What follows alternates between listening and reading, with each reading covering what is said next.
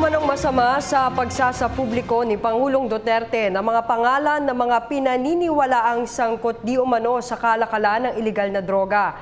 Ayon sa isang legal expert, responsibilidad niya ito bilang lider ng bansa. Nagbabalik si Joy Gumatay. Walang dapat ikabahala ang publiko sa pagsasagutan ni Pangulong Rodrigo Duterte at Chief Justice Maria Lourdes Sereno dahil isa lamang itong patunay na ginagampanan ng ehekutibo at hudikatura ang kanilang responsibilidad na makibahagi sa mga usaping nakakaapekto sa ating lipunan. Ito ay binahagi sa atin ni Attorney Jennifer Jimeno Atienza, isang eksperto sa larangan ng batas sa Pilipinas. Masasabi natin na dapat tignan natin to sa perspektibong ito ay isang healthy exercise ng ating democratic powers.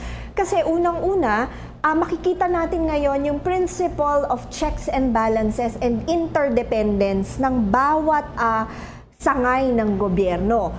Dagdag pa ni Attorney Jimeno Atienza, walang masama sa pagsasapubliko ni Duterte sa listahan ng mga lingkod bayan na di umano'y protektor ng droga dahil responsibilidad niya ito. Ganito rin ang reaksyon ng abogado sa pahayag naman ni Sereno na huwag umano sumuko sa pulisya ang mga nabanggit na huwes sa Drug Lords Watch List kung wala silang matatanggap na warrant of arrest. Ayon kasi sa ating batas, ang hudikatura ang dapat magsagawa ng disciplinary measures para sa ating mga rehistradong huwes at hindi ang ehekutibo. Huwag po tayong padalos-dalos sa ating mga conclusions. Unang-una po kung napansin natin, ang ating Presidente at Chief Justice ay tumigil na matapos ang isang palitan ng salita.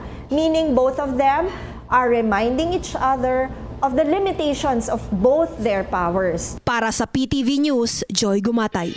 Hi, ako po si Aljo Bendijo. Subscribe na sa PTV YouTube channel. I-click lang ang subscribe button.